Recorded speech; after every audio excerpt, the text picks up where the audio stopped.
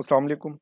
आज डिस्कस करते हैं कुछ एडवर्टाइजमेंट नंबर 29 ऑफ 2020 जो कि रिलेटेड थी सब इंस्पेक्टर की रिक्रूटमेंट के हवाले से पंजाब पुलिस में पीपीएससी के थ्रू। पिछले कुछ महीनों से बहुत सी र्यूमर्स आ रही हैं, तो उसमें देखते हैं कि कहाँ तक सच्चाई है और इसमें क्या कुछ हो सकता है और इसमें ऑप्शन हमारे पास क्या हैं और क्या हो सकता है। तो सबसे पहले डिस्कस करते हैं पुलिस ऑर्डर 2002 जिसके तहत इस वक्त जो है पुलिस वर्क कर रही है पंजाब में। और इसमें जो चैप्टर 3 है that is related to constitution and organisation of the police, और इसका आर्टिकल नंबर है 3 जो कि मेनली जो है चेंज करने के हवाले से बातें की जा रही हैं। इसमें बात की गई है कि इसमें जो है वो the recruitment in the police other than ministerial and specialist cadre shall be in the rank of constable, sub inspector, assistant superintendent of police. तो कांस्टेबल जैसे डिस्ट्रिक्ट लेवल पे होते हैं, सब इंस्पेक्टर जो है वो पंजाब पब्लिक सर्विस कमीशन करती है, और एएसपीज जो हैं ये एफपीएससी के थ्रू सीएसएस करके आते हैं। तो यहाँ पे आगे जो है इसकी डिटेल दी हुई है कि ये किस तरह से इनको जो है वो डोमिसाइल बेसिस पे इनके कांस्टेबल भर्ती किए जाएंगे। सब इंस्पेक्टर की जो है वो पंजाब पब्लिक सर्विस कमीशन के थ्रू होगी on the basis of police region, जिसमें डिवीजन इन्होंने बना दिए गए हैं। और इस तरह की इसमें और 50% जो है वो सब इंस्पेक्टर आएंगे। और फिर जो है क्लास 3C जो है वो 25% कोटा इसमें दिया जा रहा है कि जो ऑलरेडी सर्व कर रहे हैं पुलिस में, तो वो कोटा बेस पे सब इंस्पेक्टर बनेंगे और इनकी रिक्रूटमेंट भी पंजाब पब्लिक सर्विस कमीशन करेगा। और इसका पार्ट बी भी है, तो इसमें भी परसेंटेज दी गई है कि किस तरह से ये आएंगे। तो ये इस वक्त जो है वो पुलिस ऑर्डर जो 2002 है उसका चैप्टर नंबर 3 है और उसकी जो सेक्शन है वो भी 3 है, 3A, B और C। अब बात करते हैं अमेंडमेंट के हवाले से जो अभी तक मूव कर रही है लेकिन अभी अप्रूव नहीं हुई। तो यहाँ पर देखें एक शॉर्ट सी जो है वो अमेंडमेंट है, इसमें एक बिल दिया गया है टू अमेंड पुलिस ऑर्डर 2002, और यहाँ पर इन्होंने किया है, इसका टाइटल दे दिया है और फिर उसके बाद जो है वो आर्टिकल 7 में इन्होंने कुछ तब्दीली की है। और फिर इसका जो क्लास 3 है जिसको हम अभी डिस्कस कर रहे थे, उसमें सब इंस्पेक्टर का जो वर्ड है वो रिप्लेस कर दिया है असिस्टेंट सब इंस्पेक्टर से। मतलब अब जो सीट्स रिक्रूटमेंट्स होंगी इस बिल के तहत वो असिस्टेंट सब इंस्पेक्टर एएसआई की होंगी।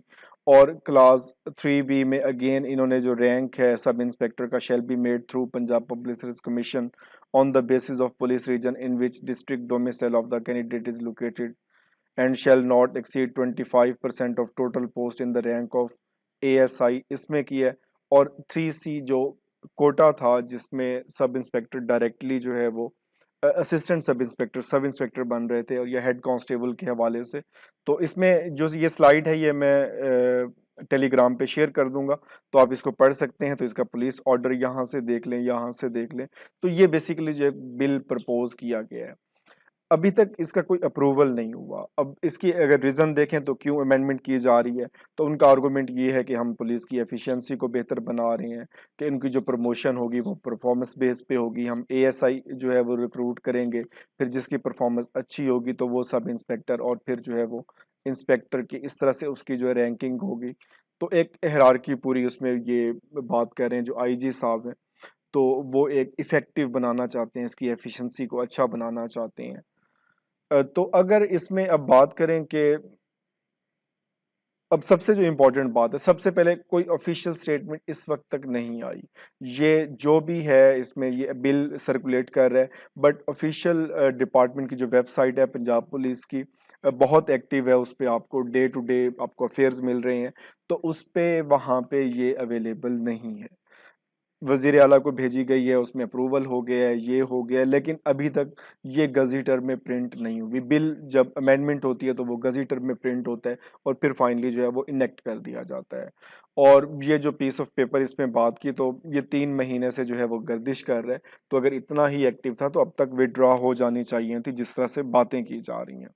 अब इसमें पॉसिबिलिटीज़ की देखें तो अगर रियलिटी बेस पे करें तो डेफिनेटली एक डिपार्टमेंट विथड्रॉ कर सकता है जो उन्होंने रिक्वेजिशन भिजवाई है पीपीएससी को। तो बारहा ऐसा होता है कि वो रिक्वेजिशन जो है विथड्रॉ कर लेते हैं। आप बहुत से नोटिफिकेशन देखते हैं, फीस को वो रीअप्रोप्रिएट कर देते हैं, तो डिफरेंट उनके मेथड्स हैं और पूरा एक मैकेनिज्म है। नेक्स्ट जो है इसमें रिप्लेस किया गया है सब इंस्पेक्टर को असिस्टेंट सब इंस्पेक्टर। तो एक पॉसिबिलिटी ये भी है कि एक इसका कोरिजेंडम जो है वो इशू कर दिया जाए, corrigendum simply things to be corrected, और इसमें जो है वो इसी रिक्रूटमेंट को एएसआई सब इंस्पेक्टर की जगह एएसआई भर्ती के लिए पेपर लिया जाए और पूरा प्रोसेस किया जाए। ये एक पॉसिबिलिटी की बात कर रहा हूँ मैं। तो ये सारी अभी जो है वो क्यास आराइयाँ हम इसको कह सकते हैं। और या ये भी पॉसिबल है कि कोई न्यू एडवर्टाइजमेंट आए और उसके अंदर जो है वो ज़्यादा सीट्स हों एएसआई के हवाले से। अब जो है वो प्रॉब्लम की बात करते हैं कि डायलेमा ये है कि बहुत से कैंडिडेट्स ऐसे हैं जिनकी एज कट डेट के करीब मतलब 25 साल के करीब होने वाली है, ओवर एज होने वाले हैं वो। और सबसे ज़्यादा अलार्मिंग ये उनके लिए जिन्होंने अप्लाई किया था तो वो विद इन एज लिमिट थे, लेकिन इस वक्त वो जो कट डेट है 25 साल की उसको क्रॉस कर चुके हैं।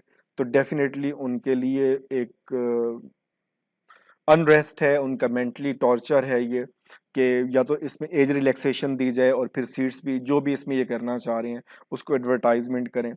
लेकिन जो बात ये है कि जिस तरह से एक हैवक क्रिएट हुआ है इस वक्त सोशल मीडिया पे, बहुत ज़्यादा इसको किया जा रहा है, इसमें हैशटैग के तौर पे इसको यूज़ किया जा रहा है, पोर्टल पे इसकी कंप्लेन की जाती है। मे भी पॉसिबल है कि कुछ दिनों में जो है वो क्लैरिफिकेशन एक आईजी ऑफिस से आए कि बेसिकली वो करने क्या चाह रहे हैं। लेकिन इसमें कुछ अपॉर्चुनिटीज़ भी हैं जिन लोगों ने इस पे अप्लाई किया हुआ है तो डेफिनेटली उन्होंने तहसीलदार और नायब तहसीलदार पे भी अप्लाई किया है, तो डेफिनेटली उस पे आप हार्ड वर्क करें। तो जो आपने हार्ड वर्क किया तो डेफिनेटली वो तो आपको पे ऑफ करेगा ही करेगा। इसके अलावा बहुत सी अपॉर्चुनिटीज़ हैं, कोई लास्ट रिजॉर्ट नहीं है। तो ये सिंपल मैं इस वजह से कह रहा हूँ कि इसमें कोई अल्टीमेट हमारे पास नहीं होते ऑप्शन कि हमने सिंपल यही ही बनना है। लेकिन डेफिनेटली एक मेंटली टॉर्चर है, सोशल अनरेस्ट है और एक डायलेमा में है कैंडिडेट जिन्होंने अप्लाई किया हुआ है कि क्या करने जा रहे हैं क्या नहीं करने जा रहे।